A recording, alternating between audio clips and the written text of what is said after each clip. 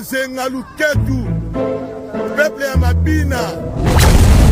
Kaitini na bamibali oyo bazopesa basi bazoviole basi yo mpona oyo lobi eza bien parce que bamande saba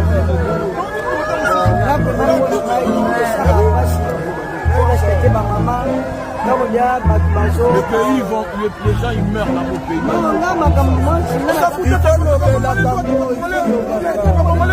balobi te kofinga politisien parce akoma problème. Mais oui, tu es comme ça. Merci pour les vidéos. Merci de nous avoir filmés. Si on a un pasteur, on va faire pasteur, on va violer, on va savoir abuser dans ma femme. Ma pasteur, oh, et tu as bien noté. Moi, je partage pas ton avis. Mais je soutiens votre combat. Le combat est noble. Le combat au bino bosali est rêvé, comme ça va congolais belé. Ba te belé ba ko zonga pe ko tchaka ma belé le kala. Boycott Calambay! Justice pour les femmes! Boycott Calambay! Justice pour les femmes! Boycott Calambay! Zalana kilo Christian Malanga audio kufa na Kinshasa. Wewe ya Ahmad Ngulu.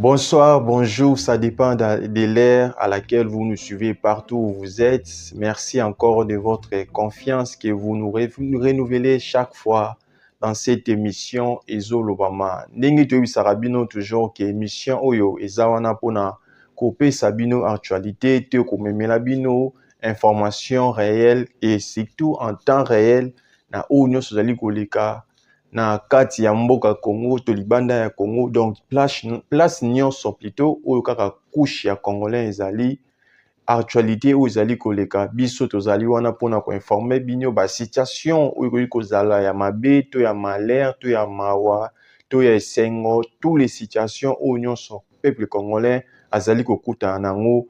Émission oyo ezali wana pona ko éclaircir bino pe kopesa bino eloko nini elekaki réellement. Donc, tu profites peu de sous batu nyonso o bazana besoin kokota contact sa biso ba numéro na biso ezali wana affiché en bas de l'écran bokota wana pona ba makambo na bino ba service na bino ba promotion na bino, donc toza wana tout le temps pona ko servir bino et tout ngaki to pesa bino ba information concernant les concerts des Zénith de Paris des frères Mike Kalambay oyo abetaki mokolo ya lobby le 26 mai na Zénith de Paris.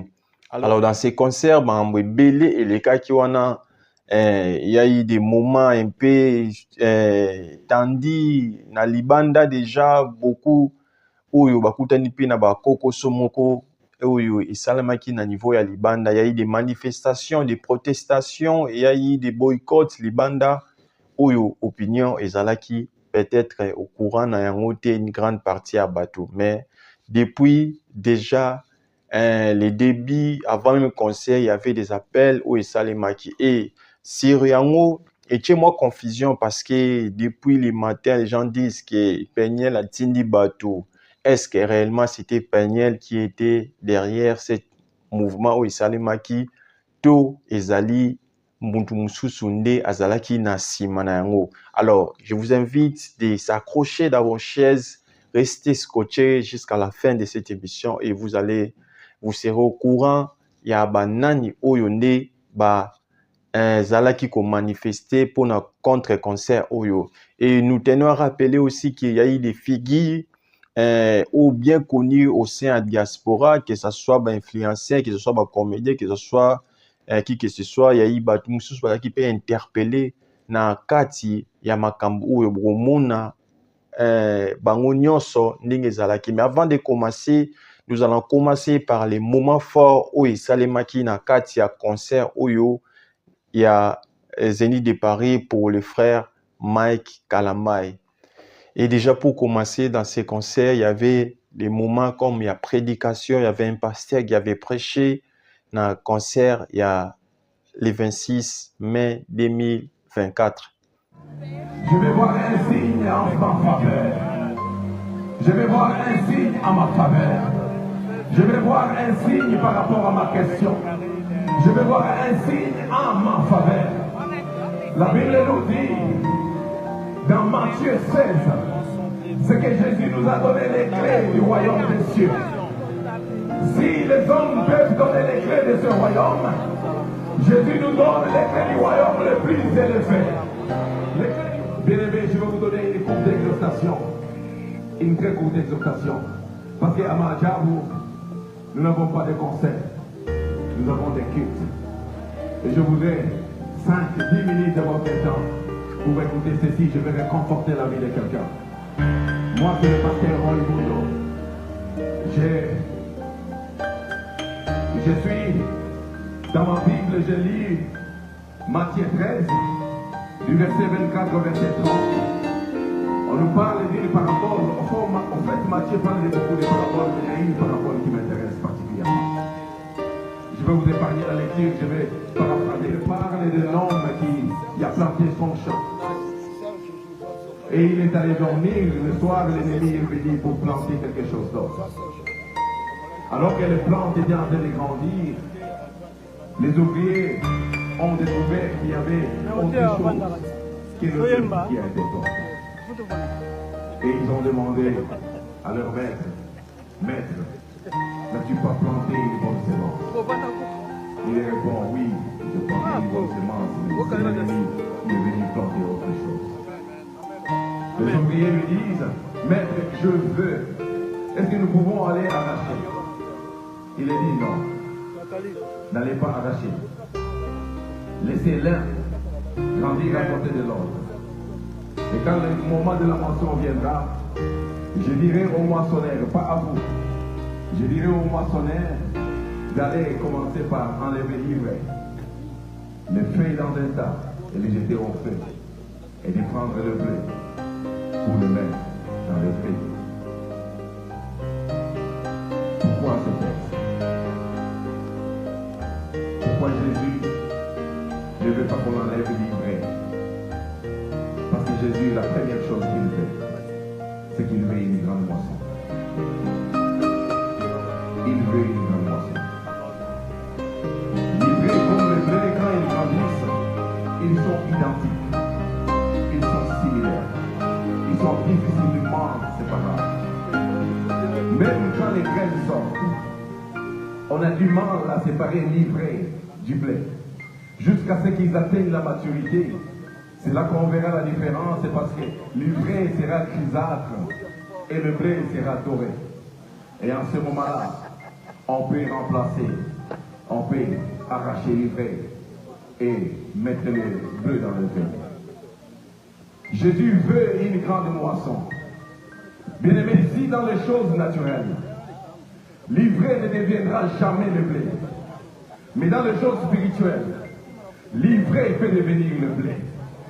Aussi dans les choses naturelles, un ivrogne ne pourra jamais devenir saint. Dans les choses spirituelles, un ivrogne peut devenir un pasteur. Alors Jésus ne vous condamne pas. Jésus, il veut que les gens grandissent, que les hommes grandissent, que ceux qui ne le connaissent pas grandissent avec nous, de sorte qu'ils puissent avoir une grande moisson. Jésus ne nous a jamais envoyés pour que nous mettions la croix à l'église. La croix à l'église, elle vient nous transformer, nous de l'église. Mais la croix, nous de l'église qui avons été transformés, le blé, nous devons l'amener à l'extérieur de l'église pour transformer ceux qui ne sont pas à l'église. Et puis là, il y a eu des moments intenses, il y a réconfort, ces moments où il y a vraiment la présence de Nzambe. Durant le concert, il y a frère Mike Kalambay, où il est qui, parce que comprenez, nous l'appelons frère Mike Kalambay parce que dans le mode d'opération, il y a corps musical Azali frère, donc quand et en dehors il y a musique, c'est le pasteur Mike Kalambay. Donc comprenez un peu dans ce sens-là, et que tozali kobenga ebongo batu bazwa yango mabete. C'est un peu ça, nous parlons de l'aspect musical. Donc il y a eu des moments intenses à la prière que les gens se sont sentis vraiment emportés par l'esprit. Ce que ce soir, tu vas encore continuer à espérer. Je t'apprends à dire ce soir, tu vas encore continuer à espérer. Est-ce que tu peux parler à Dieu? Parle à Dieu pendant quelques secondes. Parle à Dieu.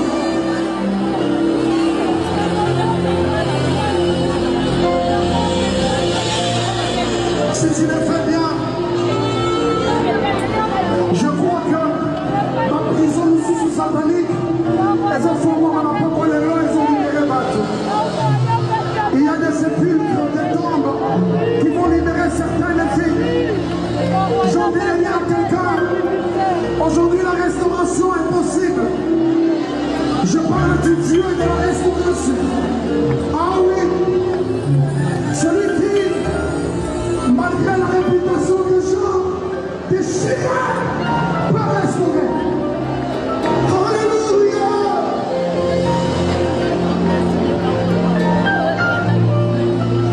Je sens qu'il y a quelque chose qui est en train de revenir à la vie ce soir. Je ne sais pas dans quel domaine de ta vie. Évidemment, il y a eu aussi des moments d'ambiance au Zénith de Paris. Bato se defulaki kobina pe kokumisa Nzambe na kati ya balouange pa animation vraiment elekaki malamu mingi. Tolandi ba moment fort ya événement.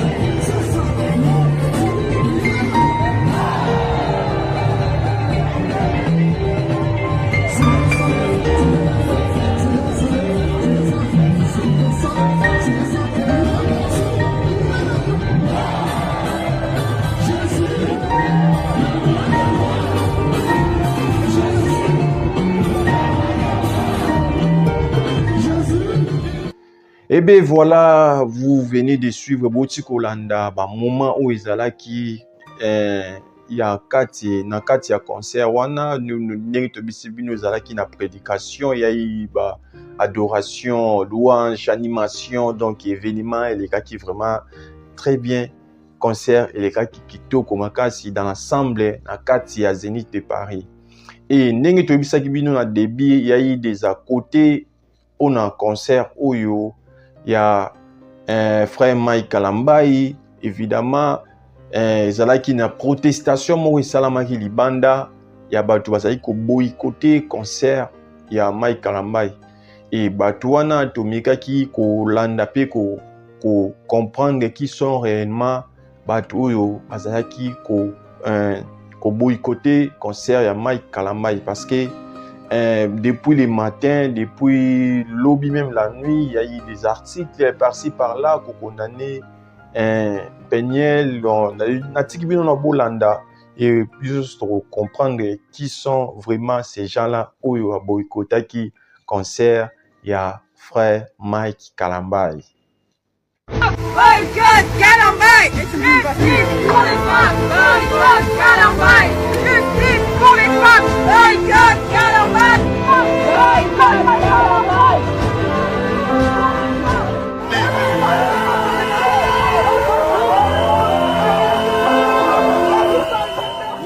populaire. okanisi nini na bamibali oyo bazobeta basi bazoviole basi yo mpona oyo lobi nini parce bamande esa bamobulu naponaponi ngai esaka mpasi respecte bamama. Les pays vont, les gens ils meurent là au pays. Non, là,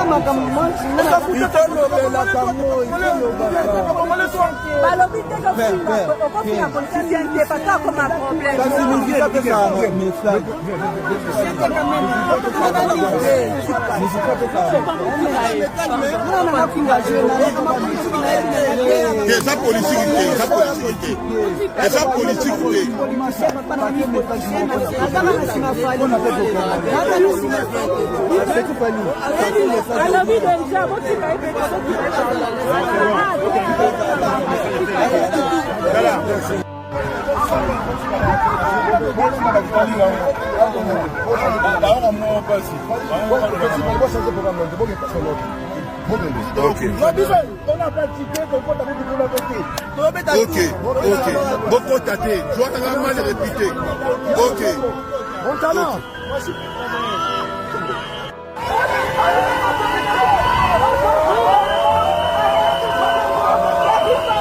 Ouais, tozali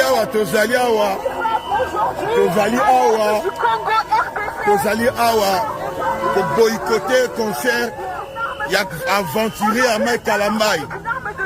Tolobi tokotike tokolembate tozali awa Mike Kalambai pasteur violeur, un pasteur qui est mal réputé. Nous on est là pour boycotter concert na yo. Ingeta.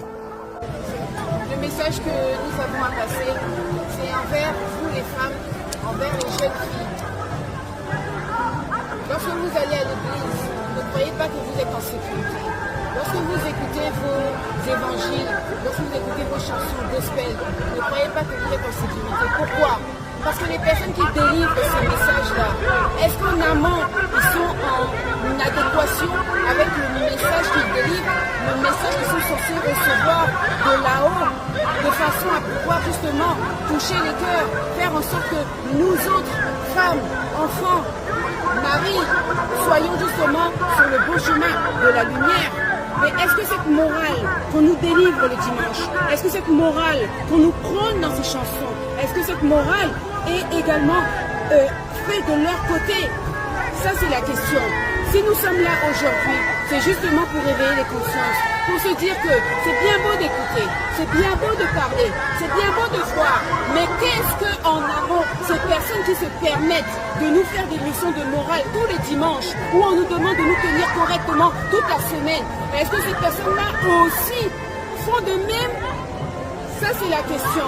Donc je vous remets à votre propre âme et conscience. Nous ne sommes pas là pour faire du bruit, pour faire oh. Non, nous sommes là pour vous aider à ouvrir vos consciences comme nous avons nos consciences ouvertes. Je vous remercie et je vous invite vraiment à prendre le temps d'analyser les choses avant d'accepter. Parce qu'avant de manger, on goûte. Mais quand on goûte et que le goût n'est pas bon, ça ne nous satisfait pas, on arrête. Donc nous, bataillon Front Populaire, envers les femmes, envers les jeunes filles, envers les familles qui prenez vos enfants, que vous déposez à l'église, que vous ne faites pas de vérification en amont, où vous ne montrez pas le chemin à vos enfants, d'avoir les oreilles ouvertes, d'avoir les yeux ouverts et de pouvoir parler et de dénoncer. Je vous invite, s'il vous plaît, à changer cela et à modifier de façon à ce que les choses se passent correctement, dorénavant, à partir de maintenant 2024. L'année là, c'est l'année où les femmes se libèrent, les femmes parlent, les femmes dénoncent et les femmes s'assument en tant qu'êtres humains, parce que nous sommes des êtres humains. Ingeta. Peuple ya Zenga Luketu, peuple ya Mabina, Musala boyebika yango oyo. Bato bakokufa na bamboka na bino. Bino kaka Mabina, o peuple ya ndenge nini? Yo ote watake biso yebi. Jamais. Otake ba kombata. Jamais. Obosaki. Moi-même, je suis combattant de ma propre vie dans Otake Binondé. Grâce à ma combattant de Toromo, ma évolué, puis je peux Toromo Tsa, Toromo voir la milice sur la politique. Sans Binoté, mais totalement ma Tu parles de toi, de mon vidéo. Mais oui, tu es comme ça. Merci pour les vidéos. Si quand on a un pasteur, on va faire pasteur, on va violer, on va savoir abuser dans ma femme. Ba pasteur, oh, était à binoté. Moi, je partage pas ton avis. Mais je soutiens votre combat. Je soutiens votre combat. Le combat est noble. Combat au bino bosali et rêver conscience à ma congolais belé. Bato belé ba komo zonga pe ko tchaka maramelo le Cameroun. Comment ça? En fait, moi, quand tu parles de penser ce qu'il fait, ça c'est un truc familial. Moi, je peux pas me mêler. Oui, moi aussi, écoute, non, moi aussi, moi je suis marié, mais je me mêle pas dans le truc familial. Non, c'est pour cela, dans un couple, il y a beaucoup de choses qui se passent là-dedans, mon frère. Zalana kilo kisha malanga au chokufa na Kinshasa. Wewe armatu ngulu. Armatu ngulu masalanga. Bagoma na Kongo. Wajuni ne bozana na oge Kinshasa. Na tozali na Kinshasa. Botango holo bali bosa ko matanga zima ba ko wa propos na yo. Ba propos na respecter. No za combatante. Wa combatante. Oza mu kosala na base. Wa combatante. Eh non, ferme pour les kangamlo na yo. Kangamlo na yo.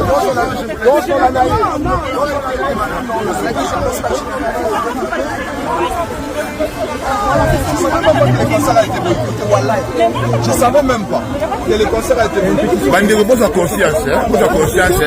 Côté la bande bino bazo bima awa ba leki na biso ba aja bana yo.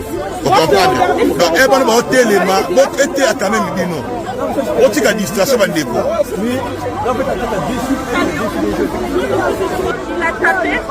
Awa lumbe na ba okende concert na ndenge osangana ke tosali awa totalisa et conscience au peuple wa sali nango peuple ya ndombolo peuple ya Mabina peuple o ya dika distraction soi-disant pasteur vaseline faux pasteur sataniste azoya apona ko distraire diaspora mais to komona ba mama mikolo ba tata mikolo na bana oyo peuple ya ndombolo peuple ya ouais boti komona bato o nyonso bandeko na biso bayebi bazali bien connu ba ndeko na biso ya front ya bataillon Front Populaire oyo ikamba maka bandeko lokola Zoro Bilel bangonde bazalaki na mouvement oyo ya boycott ya concert ya pasteur Mike Kalambay. Alors dans ces conclusions nous pouvons dire qu'il n'y a pas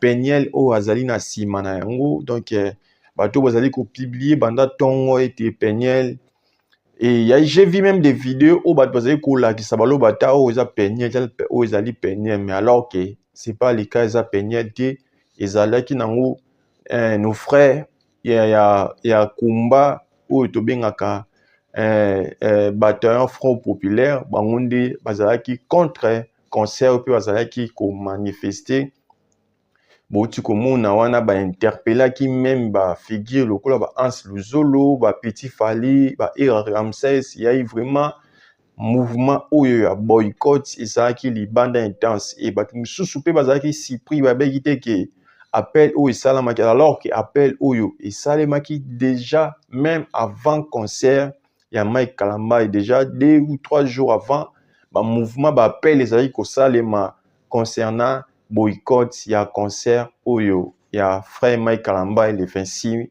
mai na Zénith de Paris. Ingeta.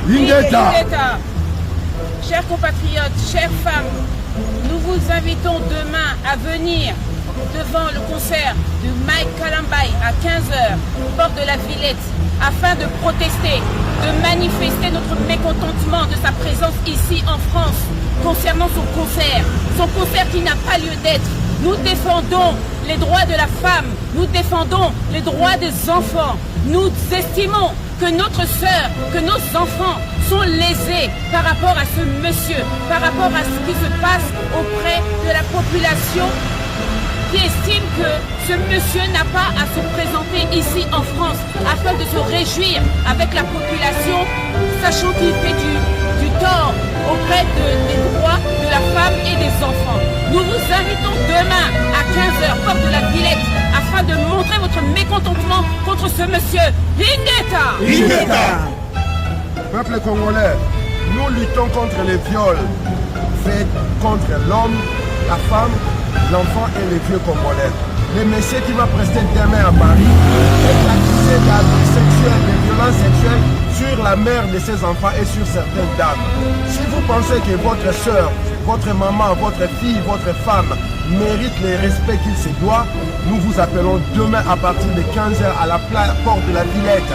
Nous allons manifester contre le concert de Mike Kalamba qui est réputé dans la violence sexuelle et abus. Vous n'êtes pas sans le savoir que le Congo est réputé comme étant le pays où le viol est utilisé comme arme de guerre. Nous vous appelons tous à vous lever. Ingeta. Alors, pour continuer encore, binomo boyebi peuple congolais ndenge a fonctionné ndenge azalaka alors que pour citer aussi ce qui concerne les à côté, bon, il y a eu aussi des gens parce que depuis lobby tozali komona ba vidéo ba nini qui atondi city abeti ndambo abeti demi terrain abeti mobimba Zénith etondi donc il y a eu vraiment ce sont les à côté du concert. Il y a eu des gens même qui sont partis vérifier d'abord nombre de places et combien de personnes oyo ndeko abeti concert na ye totiki bino na bolanda puis toko yeba ko zonga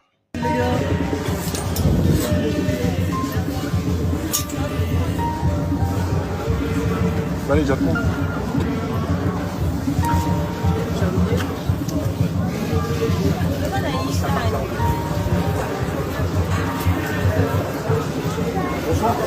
C'est un renseignement s'il te plaît. Je veux savoir les billets sont à combien. 110 balles, c'est une configuration de combien ça? Parce qu'il y avait plus de billets sur internet. À combien? 110 balles, c'est une configuration de combien ça? Parce qu'il y avait plus de billets sur internet. Ah ouais? Mais la salle, en fait, l'artiste avait annoncé sold out, mais comment ça se fait qu'il y a des billets? C'est la clim peut-être.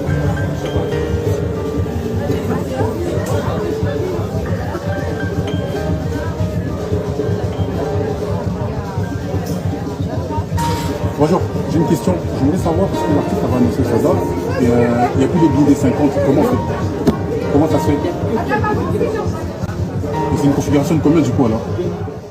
Vraiment na habité en conclusion de couper sa bandeko oignon sur bazwa ki mukanda bazwi temps na bango et se donne à fond pour aller vérifier makambu oyo ezali bayebi bazo memango lokola makambu ya wenge Mon frère, laisse-moi te dire que makambo nzambe eza makambo ya wengete que nani atondisi nani atondisi te. Bible obi était là où 2 ou 3 personnes sont réunies à mon nom, je suis au milieu d'eux. Ceux qui bato wana ba se réunissent ça qui pour na kombo ya nzambe. Alors yo uzui caméra uzui mbano ye ko vérifier, oye ko tuna, oye ko ça la critique. Vraiment en quelque sorte nous condamnons cela parce que ça va comportement morté, ils ont comportement morté digne. Ceux qui bozo sala yango peut-être na ba musique ou to bengaka rumba, voilà on peut se comprendre dans musique profane zo sala yango mais o ezali makambo ya nzambe ba présenter bino yango lokola makambo ya nzambe et vous prenez beaucoup de temps pour aller vérifier alors que ndeko Mike Kalamba ezali ko sala musala na ye azo kende liboso na musala na ye na domaine na ye. Déjà, pour réunir 100 personnes, déjà, c'est quelque chose. Déjà, biso, tout ça, raba contenu, tout ça, raba émission. Ce que mon au moins au sein l'émission, on a déjà, même ne fût que 100 personnes, bataille, déjà, ça vaut déjà les coups, ça vaut toujours la peine de se sacrifier encore pour que on informe bateau sur la situation. Vraiment, et ça, bien, ça, les tutos côté, pour qu'il nous vérifie. Un nombre ya ba place ya salle donc pour épaissir nini pour ebaki c'est là nini alors que vraiment tout ça na makambo susu o photo continuer ko landela o eza important que ba fitilité faut ko tika ngo ndeko ko sala 10 personnes ba kotika na concert mais c'est na 10 personnes on a sur présence en Zambie qui c'est les 10 personnes voilà c'est le plus important. Ce qui n'a 10 personnes, on a 2 personnes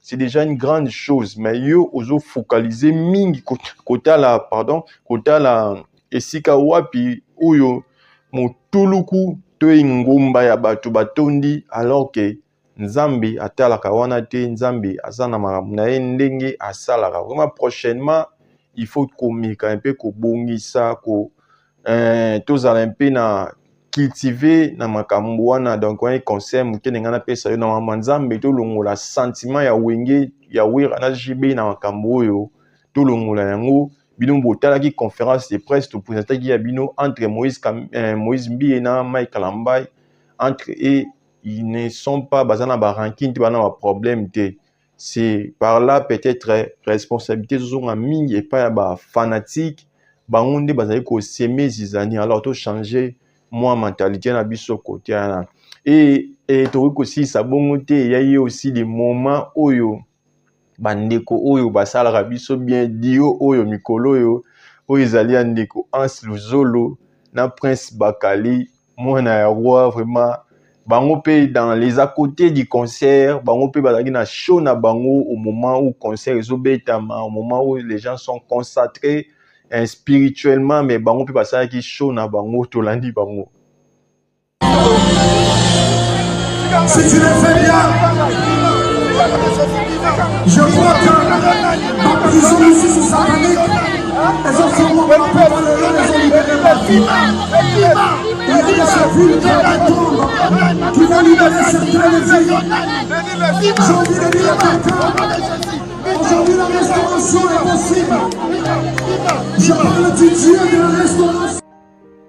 Merci beaucoup mona beaucoup comprendre nini o esalama ki na concert ya Mike Kalamba lobby vraiment to sengi bino ba soutien mingi so ta l'émission mais pe apport na yo pesa biso akanisi na yo ndenge ozali komona ndenge concert elekaki lobby le 26 mai vraiment komela biso na se wana to kozanga te kotanga pe kozwa ba notification non soit afin que prochainement tout éclairer les sous-opinions ce qui est donc au bangro félicitations pasteur Mike Kalamba frère Mike Kalamba pour na kubeta concerne yo et to souhaiter yo les sous va récite pour na stade des martyrs et kubeta na mois de juillet prochain ce qui pour contacter biso pe to zanga te ko soutenir bino par rapport à promotion déjà tout bandai ko ça l'émission précédente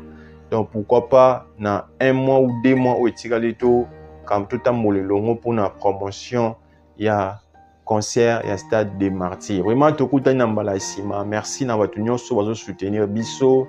Gédéon IP Connect, vraiment merci à Zanga Ate Kotala biso, Charles Selem, il y a Gloire, vraiment batu nyonso ou apportera biso soutien, vraiment merci Nabino Tokutani, à la prochaine, à suivre.